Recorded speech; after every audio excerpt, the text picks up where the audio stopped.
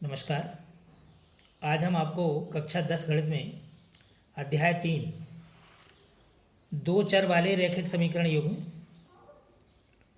में हम आपको समीकरण से संबंधित परिभाषाएं और प्रश्नावली 3.1 का अध्ययन करेंगे। पिछली कक्षा 9 में हमने रैखिक समीकरण का अध्ययन किया था, जिसमें एक चर और दो चर वाले रैखिक समीकरण तथा उनके ग्राफ से संबंधित प्रश्नों को हल किया था। इस अध्याय में हम दो चर वाले रैखिक समीकरणों को बीजगणितीय विधियों तथा ग्राफ विधि से हल करेंगे। साथ ही हम पिछली कक्षाओं में पढ़े हुए रैखिक समीकरणों के बारे में संक्षिप्त चर्चा करेंगे। अब देखिए समीकरण क्या है, उसकी क्या परिभाषा है। तो समीकरण एक कथन है। कोई व्यक्ति कथन कहता है, उसी को हम बीजगणितीय रूप में बना देते हैं तो वो एक समीकरण बन जाता है। तो समीकरण एक कथन है जिसमें दो बीजगणितीय व्यंजक समान होते हैं।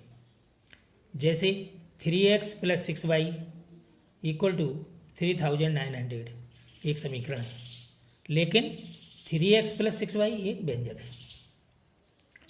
एक चर में रैखिक समीकरण, केवल एक चर वाले समीकरण जिसकी अधिकतम घात 1 हो, एक चर वाले रैखिक समीकरण कहलाते हैं।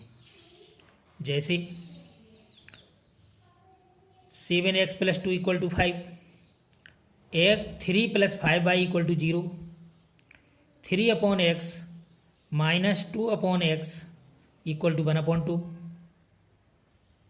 √3x - 6√3x = 10√3।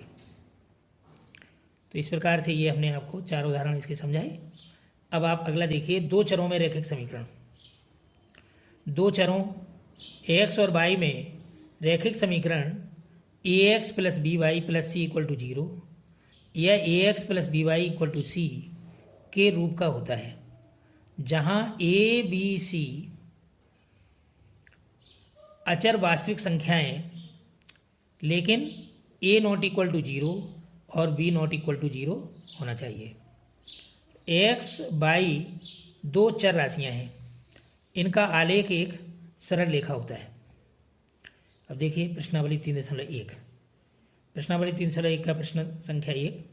आफताब अपनी पुत्री से कहता है, 7 वर्ष पूर्व मेरी आयु तुम्हारी आयु की 7 गुनी थी। अब से 3 वर्ष बाद मेरी आयु तुम्हारी आयु का 3 गुना हो जाएगी। क्या यह मनोरंजक है? इस स्थिति को बीजगणितीय एवं ग्राफीय रूपों में व्यक्त कीजिए। तो सर्वप्रथम हम बीजगणितीय रूप में आपको सरल करके दिखाते हैं, तत्पश्चात हम ग्राफीय रूप में व्यक्त करेंगे। तो माना कि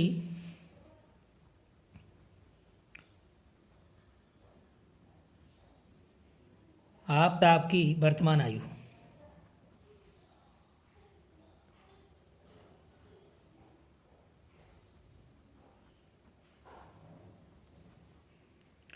बराबर x वर्ष तथा पुत्री की वर्तमान आयु बराबर y वर्ष। अब प्रथम शर्तानुसार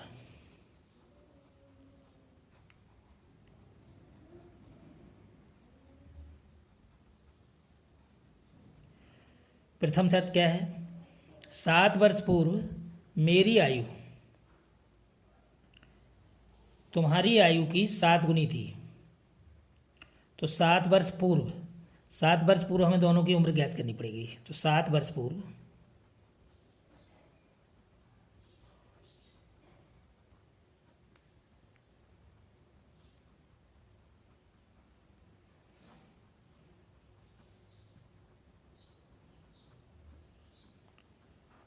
x - 7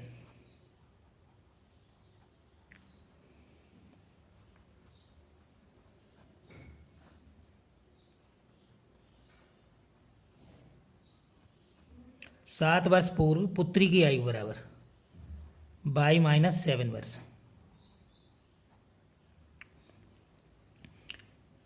7 वर्ष पूर्व मेरी आयु तुम्हारी आयु की 7 गुनी थी। तो पिता की जो उम्र थी वो 7 गुनी थी पुत्री से। तो अब हम पुत्री की आयु में 7 का गुणा करेंगे तो दोनों की उम्र कैसी बराबर हो जाएगी। तो देखिए पिता की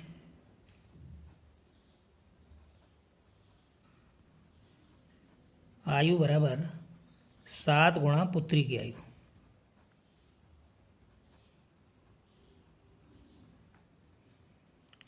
x minus 7 equal to 7 by minus 7।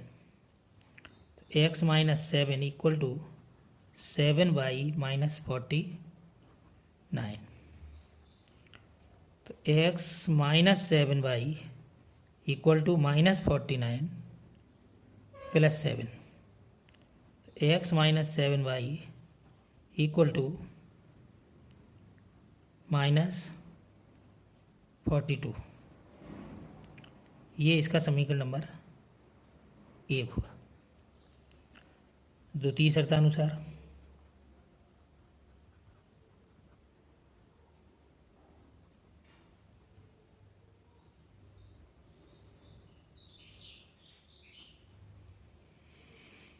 द्वितीय शर्त है अब से 3 वर्ष बाद मेरी आयु तुम्हारी आयु का 3 गुना हो जाएगी। तुम 3 वर्ष बाद सर्वप्रथम 3 वर्ष बाद वाली उम्र दोनों की 3 वर्ष बाद वाली उम्र को ज्ञात करेंगे। तो 3 वर्ष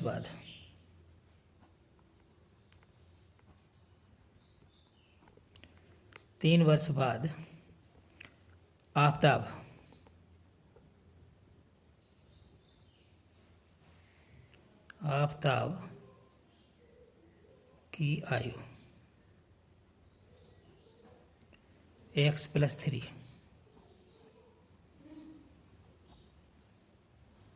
3 वर्ष बाद पुत्री की आयु बराबर y प्लस 3 वर्ष। तो अब से 3 वर्ष बाद मेरी आयु तुम्हारी आयु का 3 गुना हो जाएगी।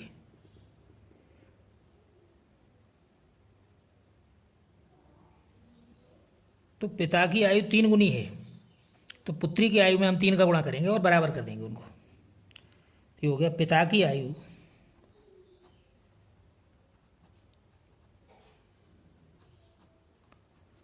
बराबर 3 गुणा पुत्री की आयु। तो ये हो गया x plus 3 equal to 3y plus 3।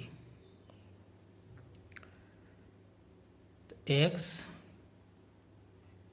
Plus 3 equal to 3y plus 9।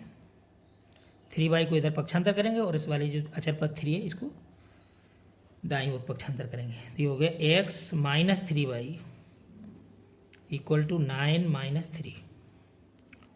ये हो गया x minus 3y equal to 6। ये हो गया समीकरण नंबर 2। तो यही हमें जो है बीजगणितीय रूप में यही हल करना था। इसके बीजगणित इस स्थिति को बीजगणितीय एवं ग्राफीय रूपों में व्यक्त कीजिए। तो ये हमने जो है बीजगणितीय रूप में इसको व्यक्त किया। अब हम ग्राफीय रूप में इसको ग्राफ को आलेखित करने हेतु समीकरण 1 से x minus 7y equal to minus 42। अब इसको सॉल्व करने के लिए हम रफ कार्य में ले लेते हैं इसको। तो minus 7y equal to minus 42 और इधर से x को हम पक्षांतर करते हैं तो ये हो गया माइनस x। 7y इसमें से अब माइनस हटाना है तो दोनों पक्षों से माइनस हटाया तो ये हो गया 7y equal to 42 plus x। अब इसके बाद हमने y इक्वल टू 7 को पक्षांतर किया, यहाँ भाग हो जाएगा, इधर गुणा है तो इधर भाग होगा। तो ये हो गया 42 plus x upon 7 y equal to 42 plus x upon 7। तो ये हमने लिख लिया y equal to 42 plus x upon 7। अब इसके आधार पे हम सारणी बनाएंगे जिसमें x y जो निर्देशांक होते हैं वो बनाएंगे। तो x के निर्देशांक हम अपनी तरफ से मानते हैं इनको। तो हम इसमें देखेंगे कि इसकी दृष्टिकोण से ऐसा हमें जो है निर्देशांक मिल जाए जो पूर्णांक हो, तो इसमें हम मान रख करके देखते हैं। तो सबसे पहले 7 छक्का 42 6 बार घट रहा है, तो इसलिए x इक्वल टू यहाँ 0 ले लेते हैं। तो 0 जब हमने मान रखा तो यहाँ जो है y का मान आ गया 6 आ गया ये। अब हमने यहाँ चूँकि ये 7 से डिवाइड होना है, तो इसलिए यहाँ हमने x का मान 7 रख करके देखा, तो ये हो गया 7 और ये 42, ये हो गया 49। अब हमने 7 से इसे डिवाइड किया, तो 7 7 49, तो 7 आया यहाँ, ये 7 हमने लिख लिया। अब इसी प्रकार से फिर हमने 7 के ही गुणक में फिर हमने 14 लिया, फिर 14 को इसमें रखा, तो 14 और 42 दोनों को जोड़ा तो ये हो गया 56, तो 7 8 56, तो ये हो गया 8। अब इस प्रकार से इस पर फिर हमने बिंदु रख लिए, बिंदु ये ए बिंदु हो गया, ये बी बिंदु हो गया, ये सी हो गया। अब ए के निर्देशांक ये होगा 0 6, बी के निर्देशांक होगा ये 7 7 और सी के निर्देशांक होगा 14 8। अब इसी प्रकार समीकरण 2 से x minus 3y equal to 6, फिर इसको भी सॉल्व कर लिया, तो ये हो गया minus 3y equal to 6 minus X, फिर 3y माइनस का गुणा कर दिया इसमें, तो ये होगा 3y equal to X minus 6, फिर y 3 का इधर गुणा है, अब इधर हमने पक्षांतर किया तो भाग हो गया, तो ये हो गया x माइनस 6/3। इसको हमने यहाँ लिखा y equal to X minus 6/3। अब इसके आधार पर हमें सारणी बनानी है, तो x के मान उसी प्रकार से काल्पनिक अपनी तरफ से लेते हैं जिससे हमें पूर्णांक मिल जाए y का।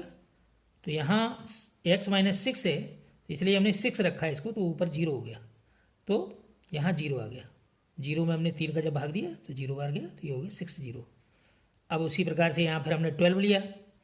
ये सब काल्पनिक अपनी तरफ से गुणा करके भाग करके देखना पड़ता है इसको कि कौन सा मान सही आ रहा है जिससे पूर्णांक आ जाए। तो हमने 12 रखा यहाँ, 12 में 6 माइनस किया तो यह आया 6, 3 से हमने भाग दिया इसको, 3 दूना 6, इस प्रकार से 2 आया। फिर हमने 18 रखा, तो 18 में से 6 घटाया तो 12, 3 चौको 12, तो 4 आ गए। अब ये बिंदु, ये सारणी तैयार हो गई। फिर हमने इसके बिंदु मान लिए डी ई एफ।